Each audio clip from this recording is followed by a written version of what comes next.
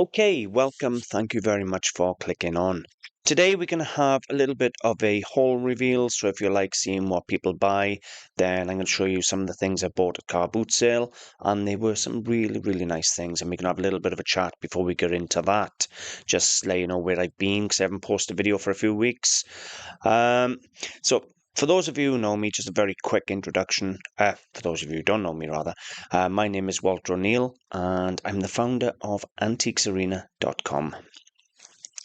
And where have I been the last few weeks? Well, I've been working like you wouldn't believe on finishing the final part of transferring the YouTube content to the academy, all the educational videos, all the deep dive hauls, things like that.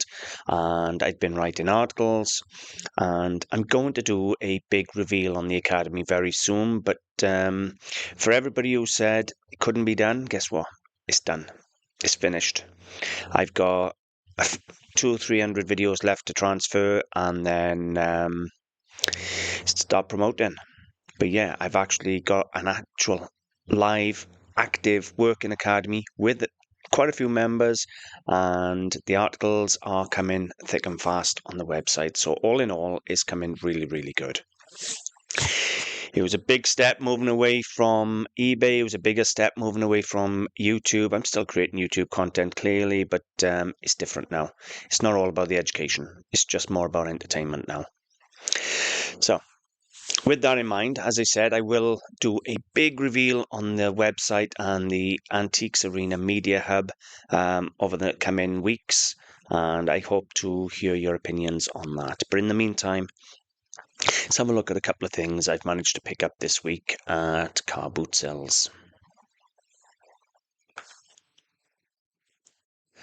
Okay, so this is nothing short of quite spectacular. Now, if any of you Google Lens this, you're going to come up with loads and loads of bronze on resin animals. But this is actually a real solid bronze. It's beautiful. Look at the style of them horses fighting there. Two stallions fighting, locked in battle. It is after the works by an artist or sculptor called Anna Hyatt Huntington. I hope I'm pronouncing that right. Anyway, she was born in, I think it was about 1876, and she done sculptures and things. And then in the 1950s, she produced these massive life-size sculptures of fighting horses. Spectacular things, but look at this. You only got to look at the quality of the casting and everything. Now, this bronze was silvered at some point in his life, which is wearing very thin. But the mains, the details, the cast and everything is just absolutely gorgeous. It's got verdigris and things, but you know what? That's what you expect on old bronzes. Now, could it be brass? Very possibly. It could be silvered brass. But either way, brass or bronze, it's not a lot of difference between the two.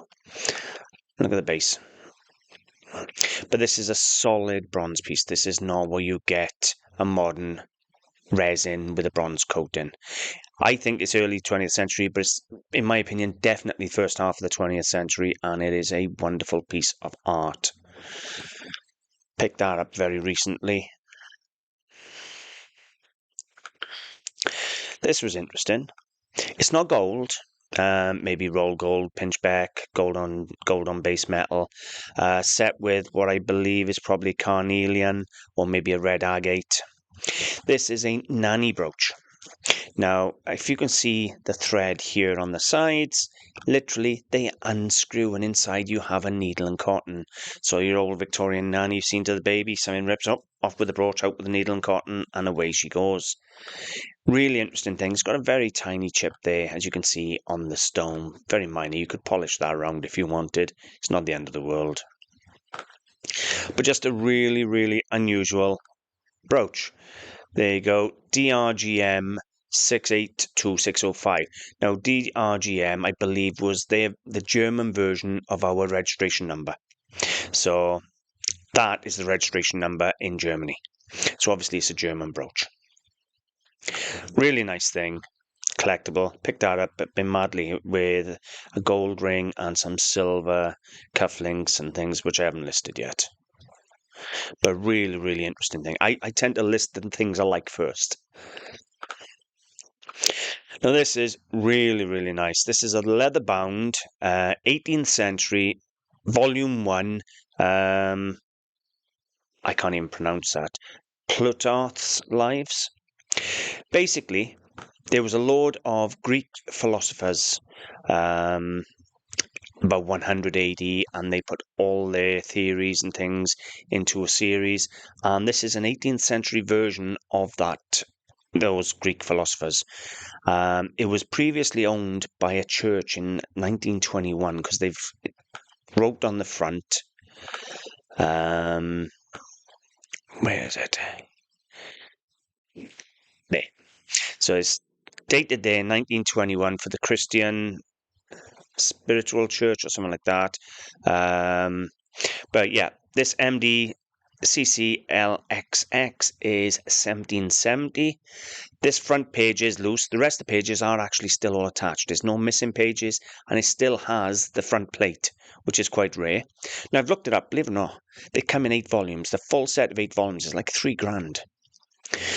It's quite an important book. So, yeah, I was really pleased for that. And would you believe, right, this, I won't tell you the prices of everything, but this one came in junk box in Gethley car boot sale on the floor for £1. 18th century, genuine 18th century book. Written by the Greek historian and philosopher Plutarch nearly 2,000 years ago. Lives one of the most influential works in Western literature. So, yeah, really important book. Surprising where you find it boot sales, isn't it? Okay, this next piece came in from Madley, and I bought a very large, well, it's not very large, but it's a really nice big lump of Irish Waterford crystal. 8.5 inches tall, 1.7 kilos, so not a million miles, and 1.75 kilos. And this is Irish cut crystal by Waterford, and I picked up in Madley. Now, I made a mistake because when I purchased this, the lady on the same stall had some Waterford china. Now, I never even knew Waterford did china. I never actually encountered any or paid any attention to any if I have. And what she actually had was Waterford china, but the pattern was ivory seahorse, which means it was beautiful ivory all the way throughout, but it had the seahorse design, which is obviously their symbol, their trademark, all over the pieces. She had 2 bowls and a lamp covered in the seahorses on the ivory ground. Now, she wasn't asking a lot of money, probably £50-60 for the 3 pieces. I didn't have my phone on me, so I couldn't really have a proper look. I regret leaving them there. I left them there because I thought, well, at least with the crystal, I know they're hand-cut, they're handmade by a master craftsman. With the ceramics, I thought, well, it's just in a mould, out, decorated, probably transfer printed seahorses.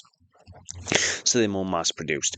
But later on in the day, I went over, put stuff in the car, got my phone, and I looked them up. And as soon as I looked them up, I noticed on like the likes of replacements, things like that, they were selling for like £200 a piece. 150, £200 a piece. So I instantly went back to buy them, but somebody had bought them. But it is what it is. It's a really nice Lismore vase anyway. It's good size. There's the mark there, Waterford. Waterford's always a hard mark to find and read, but well worth looking for. But yeah, a really nice Irish Waterford Lismore cut crystal vase, but I did make a mistake buying it by leaving the China ones there, but at the same time, it's still a very nice item. This is probably a 1970s, 1980s pub mirror. Now, I say pub mirror, I know it doesn't have like pub advertising, brewery on, or things like that, but it's the sort of thing I would probably see in a 1970s, 80s, 90s pub. You've got the old Cadillac there, so it's advertising the brand of the car, but I really like this Art Deco influence. You've obviously got a 1930s Cadillac or somewhere around that era, but look at the design, very Art Deco in design. It's very, very black and white, but the car and the shield up the top just jump off the mirror because of the colour.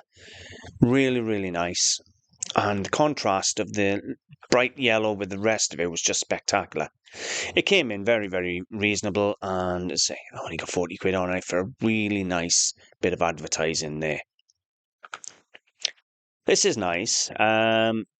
It's It's arts and crafts, or at the very least arts and crafts in style.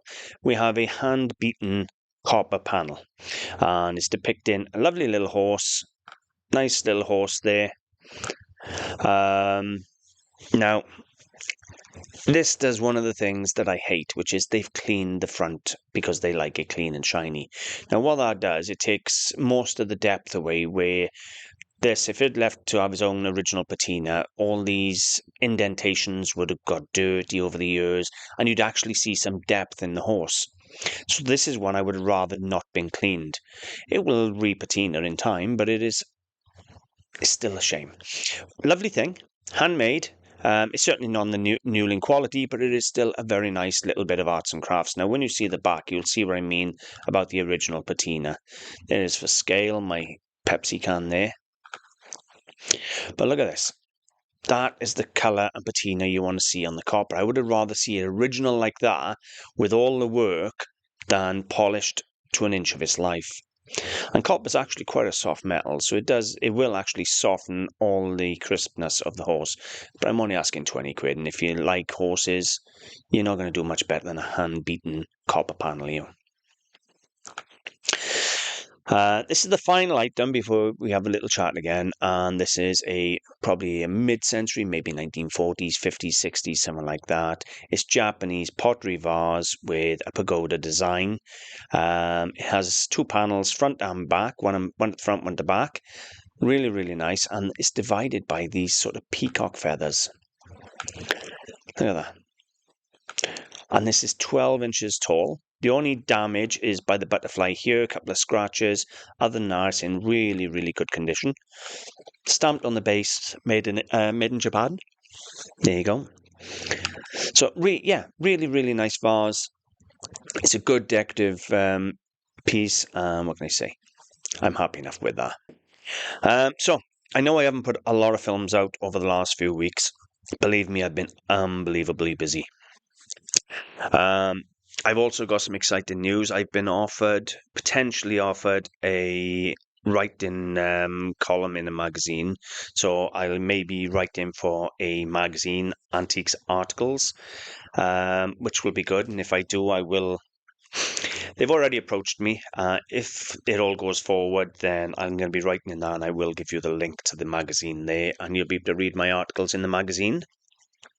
So that's quite exciting, quite interesting. But yeah, everything's been moving absolutely fabulous. Honestly, it's been like 100 miles an hour, but everything is coming together now. We're coming towards the end of all the build, all the everything, and I'm starting to get to the stage where I can actually see the work that's gone into it all. Now, I do a newsletter. If you are not on my newsletter, first of all, I offer a shop discount to subscribers of the newsletter and subscribers of the Academy. So if you want to go to the newsletter, it's 100% free. You'll get updates on what's going on the Academy, what's going on in my website in general, what's going on YouTube, and obviously you get the discount, and you'll get early access to things as well, whereas others won't. Well, you can find the link for that on my website, antiquesarena.com. Go and subscribe to the newsletter. It's totally free. It doesn't cost you a penny. I'm going to keep putting content on YouTube, but it's going to be fun content. So, yeah, I'm just going to show hauls that I buy.